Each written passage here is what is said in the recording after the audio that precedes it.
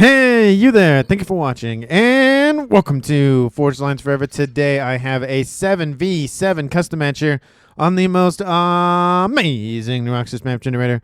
So let's go ahead and introduce our teams and our players, starting off with Team 1 in the Southwest, ending with Team 2 in the Northeast.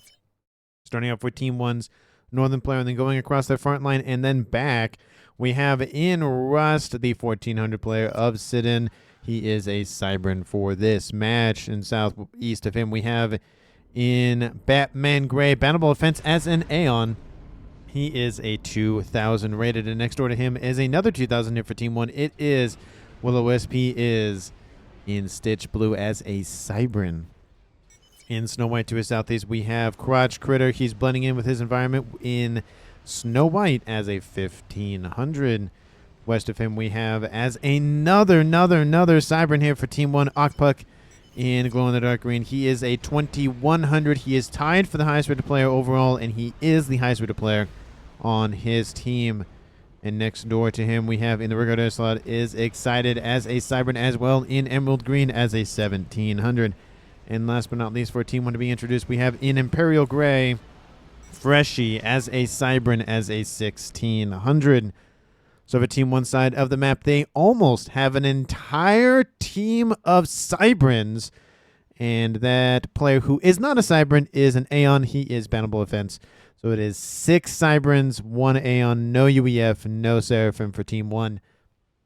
Starting off with Team 2's Northern player and then kind of doing kind of the same motion across their lineup. We have in Amethyst Purple, Cy Zolan. He is a Cybran for this match as a 1500 in... Forest Green to his southeast, we have Colonel Kenny Lee as an Aeon. He is a 1800. In Ruby Red to his south, we have the UEF player of Bahan. He is an 1800 as well. And rounding out Team 2's front line, we have in Orange the Color Orange, Ferv as a UEF as well as a 1500.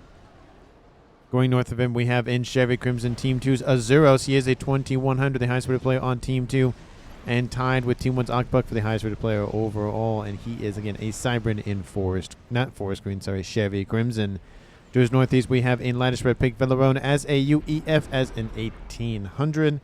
And last but not least, rounding out Team 2's lineup and introductions overall, we have the Pac-Man Yellow player of Big Boy Daddy. He is a 1700. So for Team 2 side of the map, they have 4 UEF, 2 Cybrans, and 1 Aeon. Team 2 lacks Seraphim technology. Team 1 also lacks Seraphim technology, so there are no Seraphim players in this game. Apologies to those who arrived late but love to make grand entrances. Hopefully you enjoy the game nonetheless. And I will point out that 6 Cybrans on Team 1, 2 Cybrans on Team 2. So out of 14 players, 8 of them are Cybran. So I expect at least one of them to go for Telemazer, I would hope, with that kind of spread in Cybran Tech. And for these 14 players, take a look at the recon they have to still scoop up. Currently sitting at 3,300 mass. That's not even 250 mass per player. I mean, maybe it is that. I'm trying to do rough math in my head. Not really even worth talking about. I mean, the only most important thing maybe is a couple of 240s down here in the southeast. Bar that, maybe 100 or so in the middle, kind of dotted around, but really not really anything to speak of in terms of mass on reclaim. But we do see, there's some mexes on the front lines here for both teams. We have a nice tri-mex here for Team 2 as well as another one right here. And nice little twin mex here in the middle. In the back, I don't see much grouping of mexes. And then in the northwest, not really a whole lot as well. There is a nice little pond on the east and the south, as well as the southeast, as well as the northwest. There's kind of like a really interesting like ghost face or something. Kind of get a nice little view on that little face right there. It looks kind of upset. I don't know. Kind of looks like a face. And then that kind of looks like a raccoon. You have the thief's kind of, cowl or whatever, and then the 2 eyes and whatnot. Anyway, but I wanted to point that out before I forgot. And I will want to shout out somebody, Frederick. He sent me an email and a message a couple of days ago on one of the videos that I released a couple of days ago, and commented about color coded strategic icons. I did try it. It was different. I mean, every icon has a different color, and they all associate with different, whether it's a PGen, whether it's a, mass extractor. I just felt like it was way too busy, and it was hard for me to kind of keep track of, like, what faction had or what player had what. It was just kind of hard to keep track of, but it is possibly very nice for if you're playing you're playing, not casting. So I will shout him out. Thank you so much for sending that. It was just hard to kind of keep track of everything with everyone having all of the colors everywhere. It was just kind of hard. But I do appreciate it, so I wanted to shout him out. And encourage every single one of you, if you have an idea for a mod that you want me to try out, please let me know. Same email down in the comments. I will take a look at it. And I just wanted to make that apparent to everybody before I started to go over a lot of gun upgrades. Started here in the middle of the map. We see Will-O-Wisp going for gun. We see Azuros going for gun. Freshies in the middle. Akbuk as well. Big Boy Daddy. Bahan does have gun already. Gun started here for Crotch Critter, and gun started for Ferv. Lots and lots and lots of guns. We have a little bit of some units here in the northwest where Team 2's Colonel using his nice little Aurora. And we have Vanable Defense in the water below him. We do see that there's a lot of movement starting to shake up here in the middle of the map. We have 1, 2, 3, 4, 5 commanders right here. And we have another 4 over here. So 9 commanders in the middle of the map. We have another few over here to the northwest. Looks like Team 1's player of Sidon has actually grabbed the upper plateau over there and has started to kick out Team 2's Sizalan, trying to establish a foothold up there. I don't think that's going to last much longer. We do see, of course, Battlefield Defense going to possibly reclaim that T1 naval facility, and Colonel Kennedy might be doing the exact same thing for his opponent there. So no real gains in the naval department one way or the other for either team. Stealth has been started here for Azuros, so again, getting that nice little radar giveaway nonsense, being able to be a little sneaky on that front line. We do see that Team 2's Baham pushing against Will-O-Wisp again. The only difference now between these two commanders, one has 2,000 less starting hit points than the other, so it will favor Team 2 in that regard. There's some also assistance from Big Boy moving essentially this nice little south angle, going directly for Akbuk. And then, of course, we have Freshie falling back. He was, pushing forward, but he doesn't want to get caught unawares and kind of get sandwiched between two commanders from Team 2. Now we see, of course, Bellarone just scooping up a little bit of reclaim, and then we'll move in and assist the pushing with Ferv. Again, same situation here. Ferv has 2,000 more hit points starting than Crotch Critter. Of course, when Bellarone comes in, that might be a nice little 2v1 kill there if Team 1's Crotch Critter stays there for any long period of time. We also see that Sidon has now moved to a little, I wouldn't say that's a beach because it's all water, not water, but it's all like, I don't even know what you would call that. Icy dirt. And Kendall Kennedy is probably just going to try to poke and prod at Sidon, just pop up, shoot some shots, and pop back down underneath the surface. Nano Repair started here for Azuros as well. He's going full send it with that commander. Once Nano Repair is probably done, he's just going to send it against Akbuk and Freshie down the middle. Maybe he'll dip southward and help Crotch Critter, or maybe he'll go west to assist, or not help, but take out Crotch Critter, and maybe go take out Will-O-Wisp. He is dropping, speaking of Will-O-Wisp, into the yellow. He is in the high yellows there. Braham also in the high yellows, so both of those commanders staying relatively in lockstep with one another. Another gun has been started, and that's for Akbuk. Looks like the only player in the game who has not left their main base is Team 1's air player, and that is excited. He's going for his nice T2 PGen there, and he'll be making his way to T3 here shortly. We do see some engagement here between Colonel Kennedy and Sidon on that nice little water engagement edge, whatever you want to call it. The only difference between these two commanders is Colonel Kennedy starts with 1,000 additional hit points than his opponent of Sidon, and those Aurora are slowly poking and prodding at those hit points, making it even more of a discrepancy here. It's not going well here for Team 1 Sidon. He is going to fall back. It doesn't look like Colonel Kennedy is really going to pressure him too much. He's just trying to force the issue. We do see Bannable Defense is actually retreated and gone back to try to assist Sidon. We also see that Big Boy is now in the water as well. Team 1 has pretty much the control of this northwestern plateau. The raccoon, I should say. That's probably what I'll refer to in this game. They almost have control of the raccoon, but unfortunately, Sizolan has now reestablished himself, getting some PD to protect those T1 land investments. Nano Repair has been started by Baham in the middle, and he's almost done with that, so it's going to give him a decent chunk of hit point regen. Willow back in the green as well. Nano repair started for Big Boy. He's also in the yellow, but again on that kind of on the edge of red, and not red, but yellow and green. And there he goes back in the green.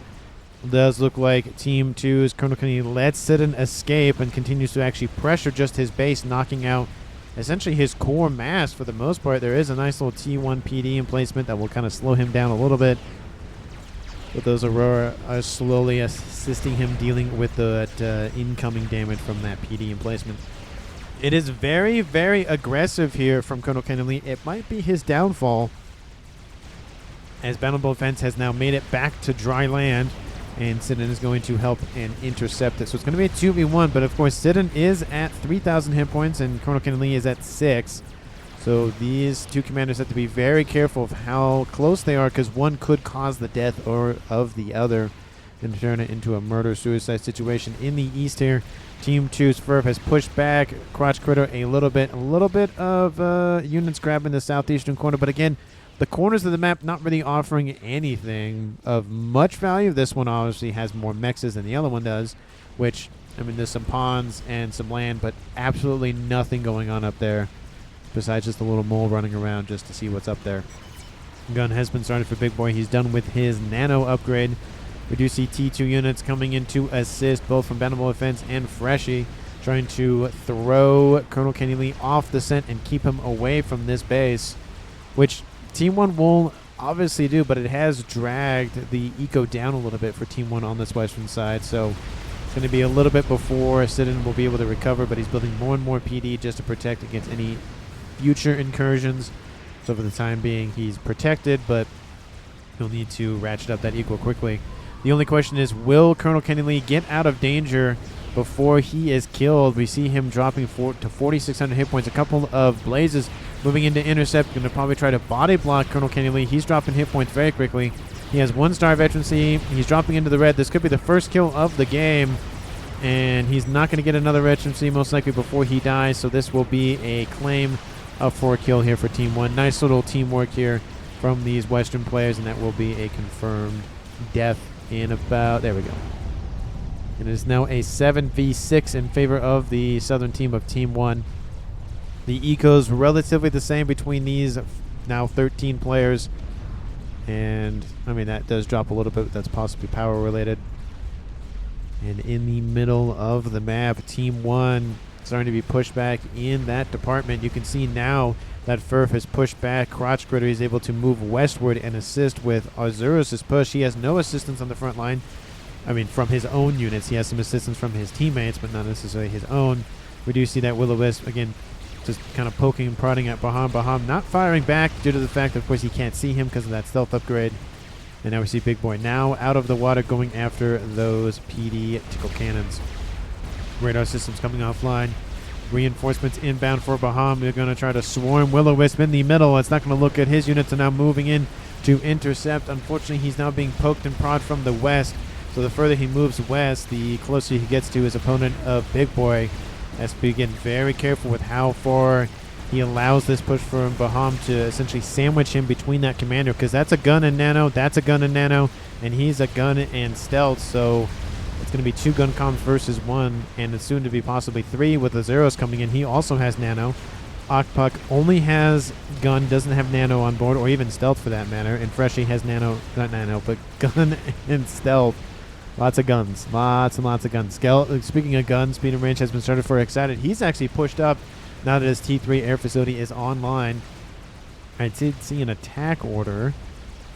It looks like that's coming from his, but okay, it looked like it was coming from Team 2, but that's just from his position. A couple of missile launchers trying to, again, keep Willow on his toes. PD slowly being eradicated. Of course, most of the Team 1 units are gone for Baham. The wall has been built, or at least some of it has been, curtailing any sort of invasion from this western side of the middle.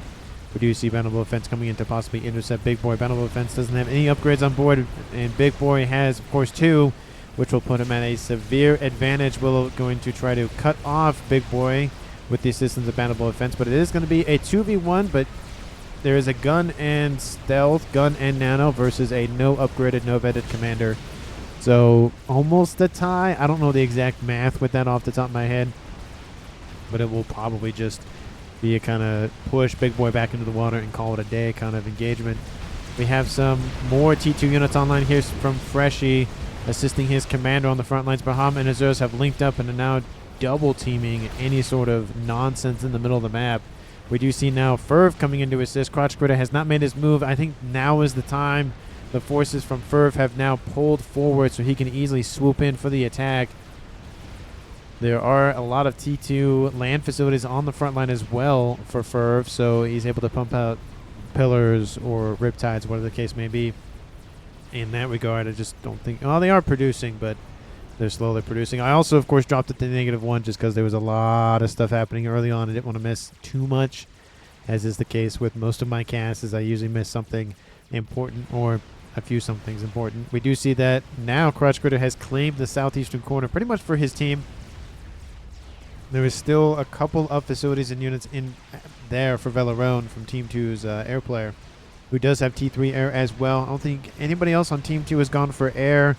Team 1, I don't think anybody else has gone for air as well. So in a 7v7 game, only one air player strikes me as a little odd, but again, we're only 14 minutes in. That can change very, very quickly.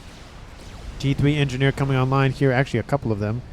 Actually, no, that is one. Looks like there was two of them, but there's only one coming in to assist for Big Boy. He might go for some ravages behind that wall to stop any sort of poking and prodding at said wall. Okpak pushing in with a decent amount of hoplites. Azuros falling back. Now Ferv coming in. Freshie is inbound, and Baham back in the green as well. And now we have an overcharge from Ferv saying, hey, just overcharge that unit. Team 2 might get the first kill on their side of the map here against the highest rated player on Team 1. That's being Okpak. Okpak gets a rank of veterancy, but it won't save him for long. There he goes.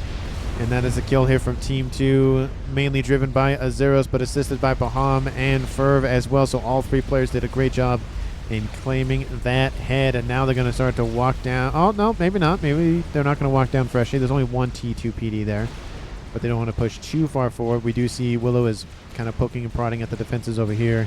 We may see Baham shift westward to deal with that. But great claim here by Team 2.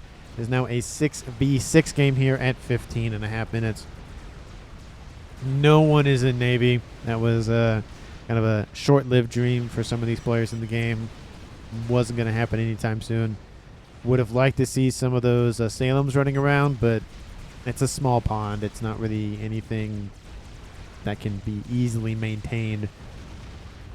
We do see that Ferv's forces moving in for this southeastern plateau, and now the attack commences here from Crotch Critter, moving in to go after Ferv's commander, who's rooted to the spot on an upgrade. He's already at 70% though, and he will finish by the time that commander arrives. More engineers on station as well to assist, and of course pillars protecting the T2 land facilities over there. The facility is not the facility. The upgrade is done. Ferv notices the threat and goes, "I am out of there. See you bye, engineer. Sorry, but you're gonna have to take the shots for me for a little bit." And some engineers are trying to get out of range, but I don't think all of them will make it. Some of them. Oh, that was not a great move. Those engineers should have been continuing to retreat. More hoplites moving into assist for Azuro. Some units clashing here. A couple of the T2 units for both of these players. Mainly T2 force here from Team 2. And mainly T1, but a decent chunk of T2. Crotch Critter now moving into assist as well. Now Ferv's going to go around this little plateau here and protect that investment over there. It does look like more reinforcements have fallen back to shield this main frontline facility production of pumping out pillars and whatnot. T2 Air is online here for the Batman Great player of Bannable Offense. So somebody else has dipped his toes into air at least a little bit. And no other T2 or even T3 air facilities for Team 1. Team 2 still the only one is Velarone. Yeah, very light on air, especially at 17 minutes. I mean, we see some spy planes. We see a little bit of ASFs flying around, but very lax in the air department. Go GC, says Colonel Kenny. Lee, hold on. Oh, go GC. I thought he was talking about go GC, go, something like that. But we do see a drop inbound from Bannable Offense. A couple of these blazes dropped behind enemy lines. There is a brick that intercepts that Harbinger, but there are a couple of blazes that might kill off a couple of T2 P-gens. T2 Mexes, not T2 P-gens. And we do see a couple of triads being built by Big Boy to intercept said Blazes, I think so. One of those mexes will probably go down. Harbinger moving into intercept. Second Blaze is down. Third Blaze is down. They did get the claim of that T2 mex, but I don't think it was that. I mean, it's still, 9 mass a second, but I feel like the mass that was left will pretty much fund the reconstruction efforts of that mech. So maybe just a net 0, but there is a Harbinger that also died, so we do see that excited. The air player here for Team 1 pushing the front lines against Baham, moving in to assist Will-O-Wisp, but as a 2v1 scenario here, Baham just charging forward. I don't think he does see those commanders, so he's kind of aware of that. And, of course, they do lose radar signatures, of course, just because they don't have an Omni on the front line. But more vision is coming in all the time. Couple of Percys on the front line, though, for Baham. That's not going to feel good here for either of these Cybern players. There goes 2 shots inbound. Willow's going to be like, nah, I don't like that. And Baham's going to intercede for those Percys and act as a nice little bullet sponge. And we could see a death of one of these 2 players. We do see Azuros falling back, and still more units building up here for both of these players in Southeast. Nothing's really come of that in one way or the other. It's just constant poking and prodding and throwing plasma and missiles and whatever else at one another. Baham is able to force back Excited, who's named his comm now Sugarcraft 6. Don't know what that's about, but I mean, maybe I'll call him Sugarcraft. Maybe I'll just call him Excited. I mean, he's still Excited on the leaderboard, so maybe I'll do that. But don't know why he changed his name. No idea. Doesn't have any veterancy, so it wouldn't be like a veterancy mod or a naming mod kind of thing. But anyway, in the eco department, Team 1 at 780, Team 2 also roughly at 780. So staying lockstep with one another. Each team did lose 1 player, that being Colonel Kenny Lee for Team 1. Sorry, yeah, for Team 2, excuse me, and Team 1 lost Akbuk. So there's really not a huge advantage in APM. I mean, you could say maybe Akbuk had a little bit more, but that's one of those, they're not mythical resources, but just uncalculable resources. You can't really just say, oh, they have this amount of APM or, whatever. It's just kind of, it's very fluid. You don't really know. But let me know down in the comments who you think is going to currently win this game at 20 minutes and 14 seconds on the clock. Thank you so very much for watching to this point in the video, and I encourage each and every single one of you who's watched at this point to watch till the end, because why not? Freshie is being bombarded by some Chevy Crimson forces inbound from Azuros, and that might just be a kill here. He may... No, he's not getting out of that now. I was going to say he may get out of range of those bricks, but he is unable to do so, and now that's a kill here for Team 2. It's now a 6v5 in favor of Team 2. And does that change your idea of who's going to win the game or not? Let me know that as well. Thank you so very much for watching. And, of course, share this video with anyone, everyone, and especially your pets. And, of course, always, as always, do those YouTube things that YouTube loves to see, which is like the video and subscribe if I haven't said that already, which I probably have and I just forgot. We do see in the northwest, Team 1 has claimed the Raccoon, but there now is a nice little brick running around going after a bunch of Team 1 units. And that won't probably be the saving grace for Team 2's Raccoon stay, but I mean, it's there. There's a brick. It'll do a lot of damage, but I don't think it'll be the end-all, be-all kind of thing. There's also a random Spearhead up here for Team 2's Big Boy. I don't know why it's up there, but it's up there. No idea, but it's funny that it is. And Team 2 and Team 1 in the middle lose a player each. Will-O-Wisp and Team 2's Azuros draw there. Looks like it was a murder-suicide. We did see Baham Gates credit for one of those kills. Apologies for being distracted a brief moment there. But that is a double explosion in the north. We do see the wall has been breached, and Big Boy is retreating. It's now a 4v5, still in favor of Team 2. And Overcharges almost kills off that Harbinger. Facilities are going down. That's a lot of Harbingers and bricks to deal with. But yeah, it mainly was just a brick force and some Percys, it looks like, from Team 2 and a couple of other units as well. And it just kind of became the point where enough damage was done to both comms, and one blew up and the other one died. That's pretty much what happened. We do see a tactical missile on board Ferv's commander. That's definitely a standard operating procedure for him. And in the north, Big Boy wiped out by that army of T3 units. It's now a 4v4. I thought it'd be fine, but I guess not. And we do see, of course, Colossus comes in and sweeps up the rest of those kills. Not in time, unfortunately. Velaronic builds an experimental. It's probably the one that was donated over to him. That is that GC. Oh, that was weird. Looks like Saison had some transfer over. TMD? Oh, talking about the missile from the Comma Fur. We do see a lot of units for him stacking up as well. In the middle, Team 1 has gained a decent amount of ground. Dead calm, dead calm, dead calm, dead calm. Lots of dead calms in the middle. And another one back here. And we have some Interceptor fights. At 23 minutes, Interceptors, mainly the Air Force of both teams. I mean, we do see a stacking of ASFs, but we're really only fighting with the T1 units, not really wanting to throw their T3 units at one another as of yet. They don't want to make the first move. Comments in chat. Send just interesting comments in chat is all I'll say to that. Anyway, ASF production being expanded upon here by both teams. Mainly by Team 1, but there is some expansion for Team 2 slowly here. He does have another group of mexes to expedite the eco and construction efforts. Force is inbound here trying to throw Crotch Critter off the front line. Not Team D, but PD being built to try to just delay this incoming damage. Unfortunately, there's a lot of Titans, decent amount of flak, a lot of pillars in this mix, a lot of HP and lots of DPS. Ferb still hanging out with his commander, going for, of course, the tactical missile play. He's already killed off almost 12,000 mass, done a very good job with that missile, and going to be able to do even more damage. Will he go after the mechs or the radar? Looks like he's going after the mechs, and he's going to get a nice little Mantis for his troubles as well. Does look like most of that cannon fodder does kind of shift Team 2's attack a little bit back, but it's going to just be a slow erosion of Team 1's Crotch Critter's front line and defenses. In the middle, devoid of a lot of nonsense here. The wall section just hurts and hurts. Colossus now on the front line, gifted over to Baham from, I think it was originally Big Boy, and then Big Boy gifted it over to somebody else, and then it was gifted over to somebody else, or somebody else built it, and it was just kind of been shifting hands. Another Colossus built here by Saison. Maybe it was Saison who built it.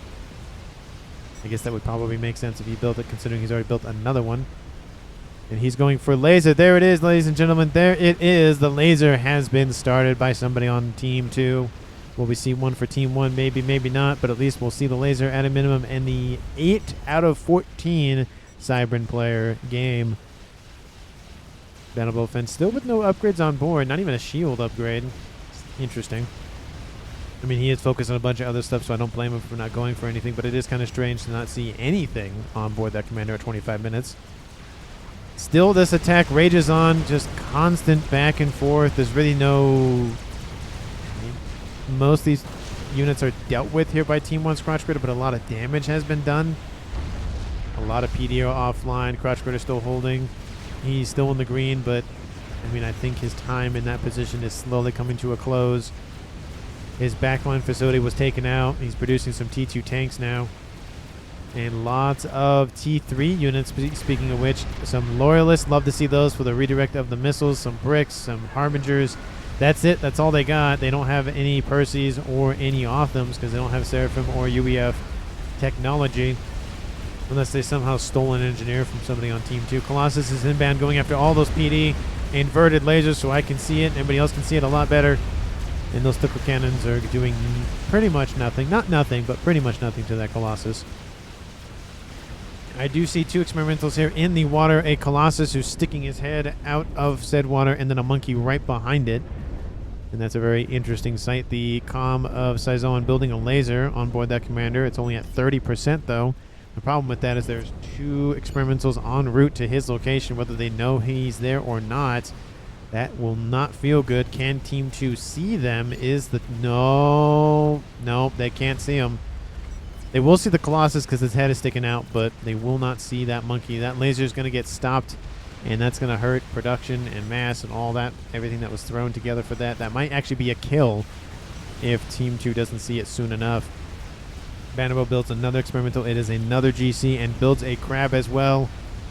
So I'd love to see, of course, all the units on the front lines, all these experimentals, all these bricks, all the nonsense. Bahan builds an experimental. Is it a fat boy? No, it's a crab. He's building a Fat Boy as we speak, though. That GC is inbound. That comm is dead. No hopes of coming back from that or getting out of danger or anything. That is a dead Syzolan. Unfortunately for him, he just got caught with his pants down. That is a claim of a kill here for 2. Crotch Critter defeated by Syzolan because of an experimental.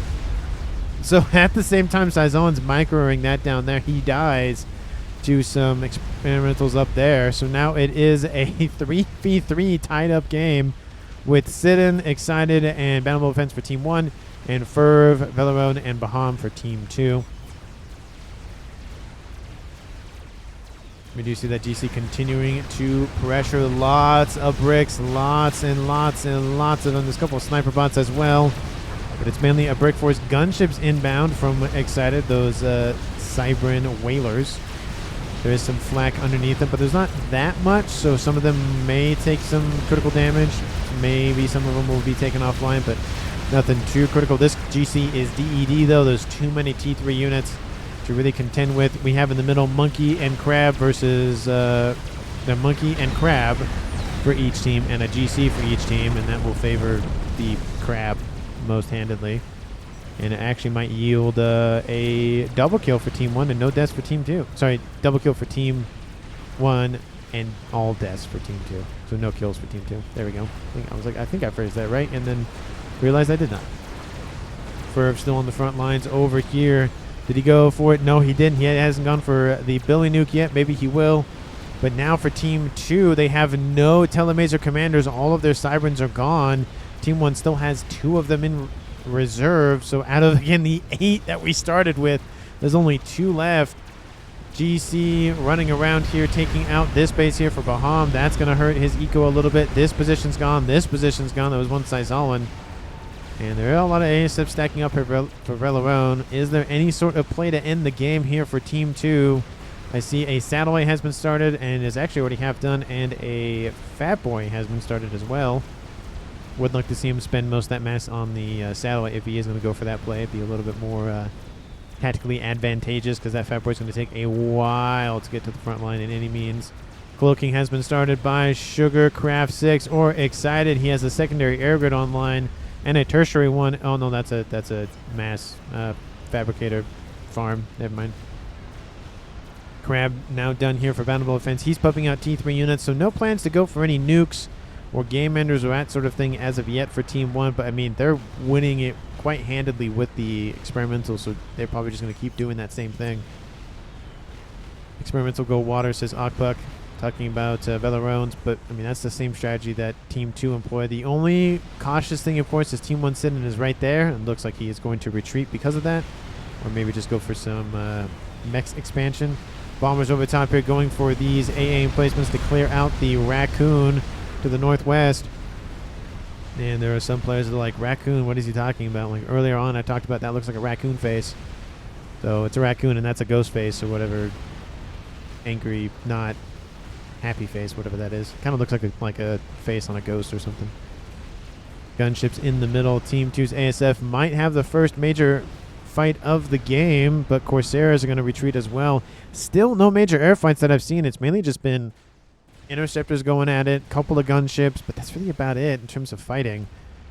Now we see kind of a dead, it's kind of quiet around the map. Pretty much no fighting going on. There's another unit in the water here. It's a megalith for Baham. GC making its way across. He's already halfway there. Team 1 and Team 2 both at 1.2k mass per second. The Satellite is done. Fat Boy is done. Satellite is like, hey, it's done. You should move it or something.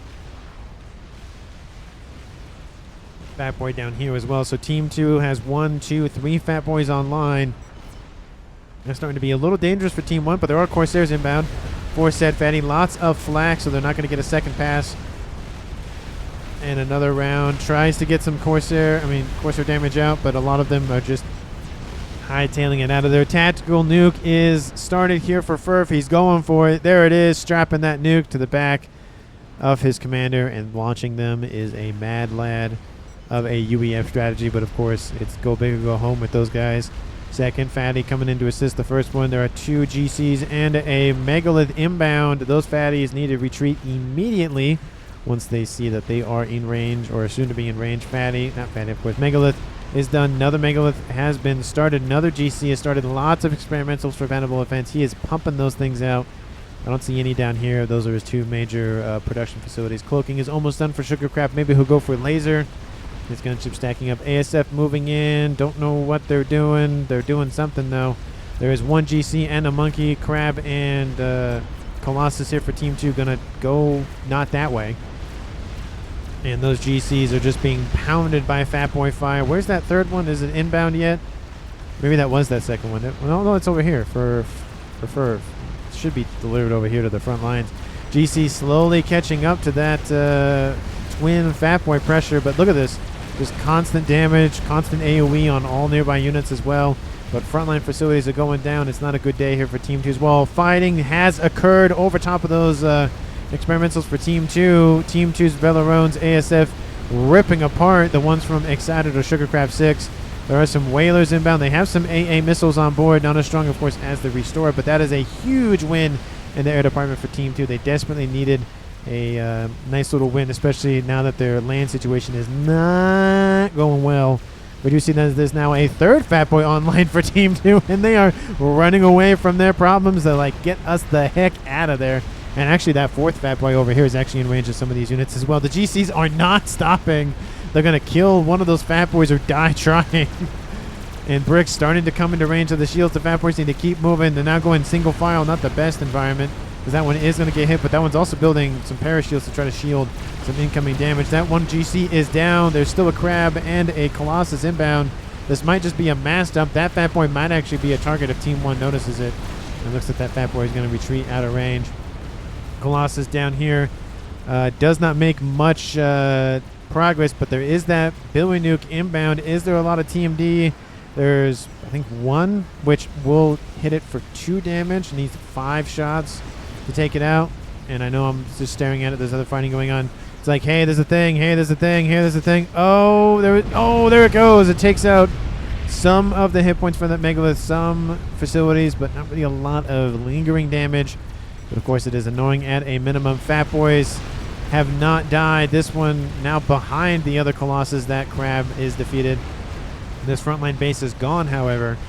For the main part is, of course, those 3 experimentals out now dead and in Team 2's territory quite handedly. Another satellite has been built here for Baham. He's just having it sit over here. I don't know what he's doing with it. Building a Monkey here for Velarone because he just wants to spend mass or build experimentals or whatever. Another Billy Nuke outbound going south. Already knows that that's going to be denied there, so he goes for a different target. That's going to kill off a lot of stuff here for Team 1. Kills off 2 T3 mexes and a couple of facilities as well. Team D going to be built to try to curtail those missile launches. But I feel like that Billy Nuke, great placement there. 44,000 mass killed with that comm. Donut has been started for Vanable Offense. I don't agree with that, only because Team 1 doesn't have air control. I mean, they might be able to get it before the GC is done. Oh, it's a GC. The Czar is done, but I don't know. Experimental progression still going on here for Team 1, just building more and more and more and more of them, specifically Vanable Offense. Air Grid, how's it going? Well, it's being expanded upon even more. Right here, an explosion. Another Billy Nuke lands, just kind of taking out frontline facilities. Laser over top here, so now 2 of them on the other side of the map here for Team 2. You need to snipe those Novaxes, says Freshy. And the third one is being produced. There are 2 comms here, so if a nuke comes in, that's a double kill here for Team 1. We do see GC and Monkey and another Monkey here for Team 1. And I don't... Where did all the fatties... The 2 fatties went south. This one went south. This one went north. Another fatty inbound. Monkey inbound. That's probably going to be a dead fatty. That's probably going to be a dead fatty. There are bombers inbound. Billy Nuke's landing constantly against these experiments in the middle. Both of these heavily damaged. And that comm of Ferv is going to just back up a little bit and probably take out one or both of those here soon. And incoming is our coming, says Azuro. So, of course, Team 2's dead players assisting from beyond the grave. The comm of Vanable Offense is being targeted. But look at this. The satellites trying to target that comm of Bannerable Fence, but the laser getting in the way. Love to see it. I'm actually going to split things to see if that comm actually dies to that laser. That might actually be enough to save it. But it's not. Team 1's Bannerable Fence goes down to those satellites. And the Colossus is down. Very, very unfortunate for Team 1. Of course, there's another monkey over here just kind of rampaging over there. It's now a 2v3 game in favor now of Team 2. And I can end the split. I'm glad that I caught that. Very interesting strategy, though, using the Czar as a shield. Now Sidon is receiving fire from the heavens, and that's going to be another dead commander for Team 1, and it's not going to be enough for that Czar to come into shield. There it goes. Team 1 loses another player. It's now a 3v1, and at this point it might just come down to APM. Laser has been finished for Sugarcraft. Cloaking is on board. He might transition to teleportation.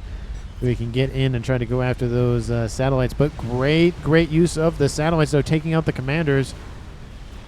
And they saw, of course, an opportunity, and they took it. Zarkare, Sam says on. So, again, both teams trying to offer as much assistance as possible from beyond the grave. We have an experimental up here for a monkey for Team 1, but that is now gone. The raccoon under full control of Excited, and he has a couple of experimentals up here as well. It's going to take a while to get moving. It says strats inbound. I see 3. Oh, I guess there's more over here in the middle stacking up near that Czar. So it might just be a play for the satellites at this point. They need to build AA immediately, and that's not going to be a good day for them. They're defending on the land side of things, not necessarily on the air side of things. Billy Nuke's constantly being thrown together here for Ferv. He's done a great job in just really annoying Team 1 on the land side of things. There go another couple of engineers. Ooh! They were just trying to provide for their families. Oh, that's rough. ASF inbound, going to go after the donut. That's the main target, I would assume, or the strats, or both. But there goes the donut. There goes some strats. Not great engagement there here for Excited, or Sugarcraft 6, as his comm's name is. There are strats on the southern side, though. They might be gearing up for a nice little edge run, but I don't know. There's some AA emplacements. It is shielded at least a little bit. There are some ASFs. They have been called back to base to assist a lot easily, so they're not just on the front line and having to scurry over. Does look like the Team 1 bombers have spotted the T3 bombers, and the ASFs are moving in to intercept those. And the air grid here for Team 1's Excited is being ripped apart by satellites. Grab now online. Where did the comm of Excited go? Oh, he's over here. And he's still holding onto the cloaking. He's going for artillery now. I just don't know if that's the play. The only issue, of course, if he does teleport in, there's 2 comms here, plus some Ravagers. They'll take a little bit to spin up, but once they do spin up, there's also some PD down here. It's not heavily defended. I'd say the best avenue would be coming in from the northeast side. Possibly like right about here. These cannons would have to turn a little bit to fire. You'd have to teleport in, initiate the teleport back, and call it there. Another Billy Nuke lands, taking out more units. We have 1, 2 Fat Boys. That crab is going to catch up to that Fat Boy. Fat Boy has no shield. That's bad. Where is Baham's power reserves? They are not good. He needs to build more T3 P-Gens. He's building another crab. We need to get those P-Gen scenario under control. Another satellite going to be built, and more after that. More shields being built to protect said PD and satellite investments. But look at Ferv just launching those Billy Nukes. 70,000 mass killed with those Billy Nukes and comm in total. He's going to tele-snipe last, says Colonel Kenny Lee. That's probably going to be the case here.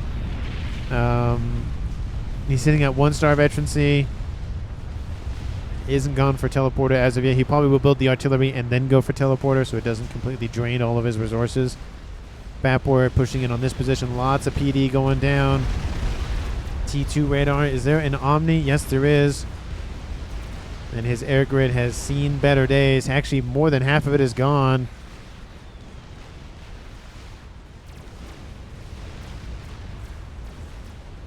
It is not looking good.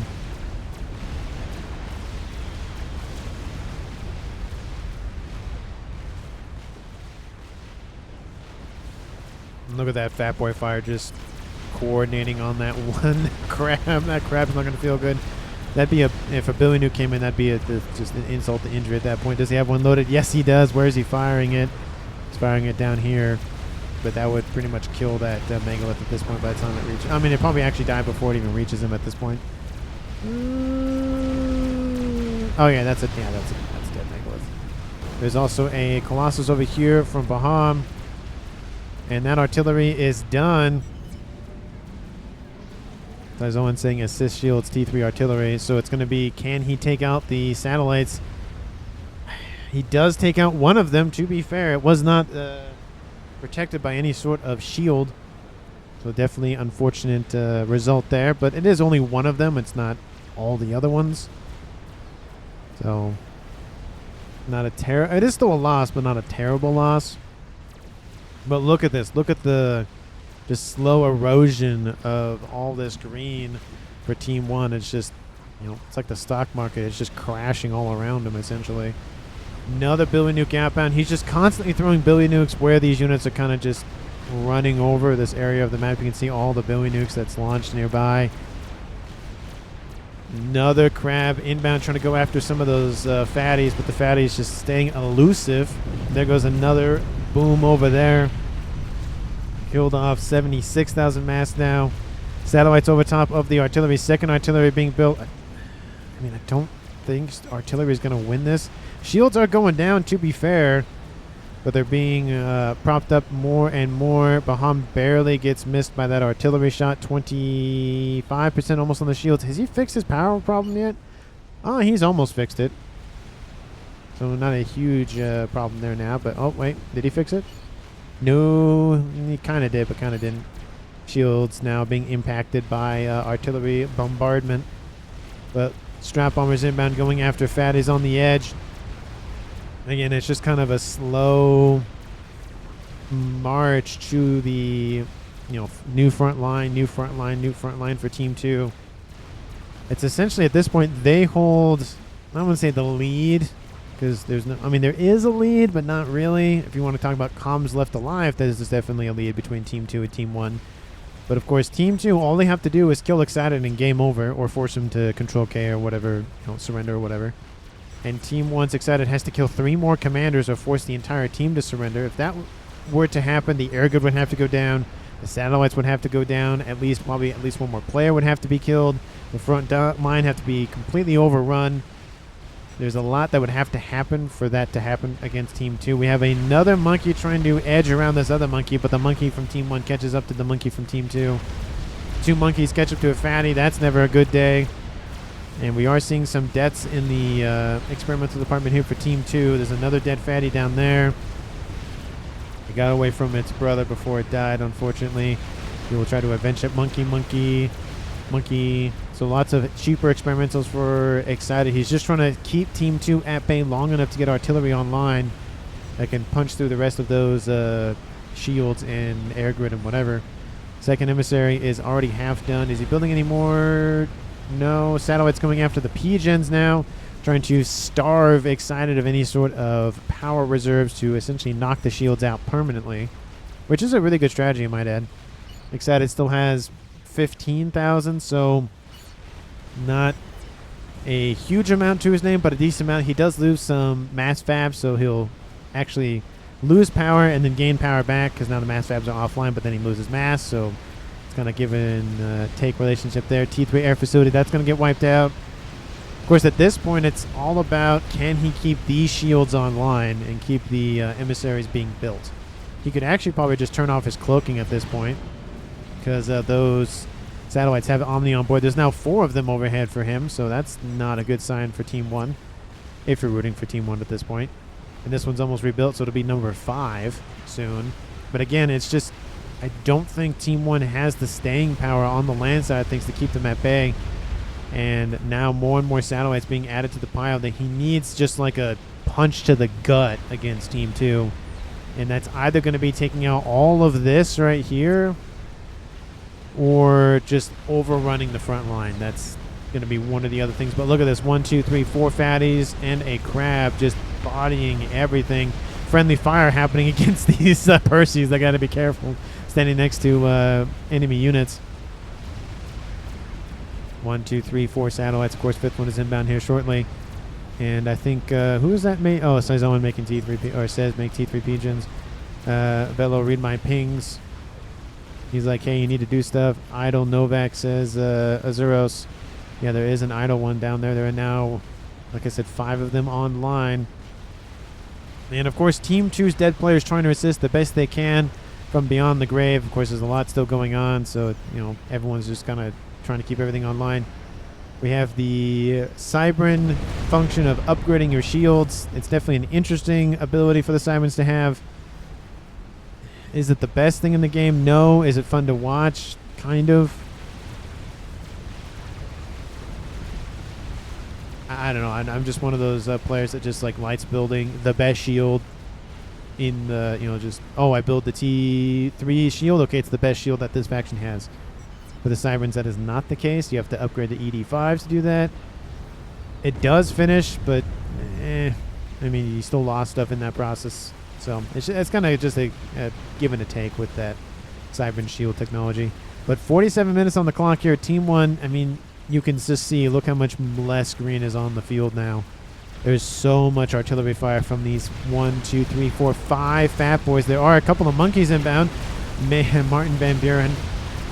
Yeah, that's the one, another U.S. president. That's a dead monkey. And that, I think, is the last monkey here for Team 1. Oh, there's another one up there, excuse me. But 2 emissaries online. I don't know if it's going to be enough to crack the shield. It has been cracking the shields a little bit, but I don't think it's going to be enough. I mean, at this point, Team 2 could easily just steamroll with a bunch of strap bombers or something, which we do see some strap bombers stacking up, and just crack the shields a little bit, give the satellites a little bit more punch through to take out the emitters, and then that'd be game right there. I'm going to speed it up just to +1, just because it's starting to be a little bit just, okay, we get it. Front line is just slowly collapsing. That kind of thing. There's no really any exciting things happening. Make T3 transport Cs. Yeah. Make T3 transport, please. Oh, does he want to just hop on top of a Continental and then just fly in and Billy Nuke him to death? I mean, that would be pretty funny to do, to be fair. He does have to worry about a little bit of AA. That's only Team 1's, but still has to be worried about it. And, of course, some ASFs down there. Looks like they've chewed through this shield grid / PGen grid as well. But I think they might start making the play for the comm itself. He's still sitting at about 15,000 extra power, so you have to knock out at least 7 PGens to really make him just hurt for power. Another emissary has been started, but those fat boys and crabs are bearing down to his front door. Monkey is down. It's only delaying the inevitable at this point. 49 minutes. How is the shield situation going? Oh, it's perfectly fine. Definitely needs a lot more than that, but you know, there's more shields being built all the time, and PGens to assist with consumption of power. And like we see, one of the shields pops back online to save the other ones. They regen. The old one pops offline. The new ones take over, and it's just kind of a back and forth. Percy's moving in to go after the comm. The comm, of course, is spotted by the satellites or whatever else is overhead. And that is a dead commander. And in this game, with 8 Cybrans, there was not a single telemaser. There was a laser. There was not a telemaser, unfortunately. But that is the game here, folks. 50 minutes, 1 second. You couldn't have ended 1 second sooner. Would have been an even 50 minutes. But that is just how the game rolls. Thank you so much for watching. I really, really, really do appreciate it. If you did enjoy this cast, please like the video and subscribe if you haven't done so already. And for MVPs of the game, in my opinion, I mean, it's like another one of those games where there isn't like this one player did so much. I mean, Baham and Ferv did a very good job on the land side of things on the front line. Ferv, constant pressure down here, especially with those Billy Nukes. Baham with the constant Fat Boys. The Fat Boys really is what drove Team 2 to victory, essentially. All that long-range artillery, especially with this push that came in from Team 1's bannable offense going after those Fat Boys. I think he should have retreated them at some point. And again, it's kind of a catch-22 of, do you retreat and let the Fat Boys stay in range, or do you push in and maybe go after them? But with all the mass, that definitely helped produce more Fat Boys, made the situation worse. Maybe if Team 2 didn't have as many Fat Boys, this land incursion definitely wouldn't have happened as early And maybe Excited would have had enough time to get as much artillery emplacements online to really punch through the rest of those satellite shielding. The satellites definitely were an annoyance, is what forced Excited to go heavy artillery. Because even if he went for major land experimentals, it would just take forever to get to the other side of the map. The satellites would have ripped through his base. So it's kind of, again, another one of those catch-22s of, does he go for artillery, but then be lax on land, but then Team 2 is going to have a lot of land advantage, but then he needs defense, and it's just kind of just this back and forth of whatever you do. It's like damned if you do, damned if you don't kind of thing. But I don't really know who to pick for MVP. Obviously, I love the Billy Nuke, so I'm not just going to give it to Ferv just because, I mean, he's using a Billy Nuke and he's UEF. But I do think Baham and Ferv, that combination on the front line definitely kept Team 2 afloat, especially on the land side of things when all of the nonsense in the middle of all the comms dying and whatnot. But let me know again down in the comments what you felt about the game. And, of course, thank you so very much for watching to the very, very, very, very, very, very, very, very end of the video. And I'll see all of you in the next one.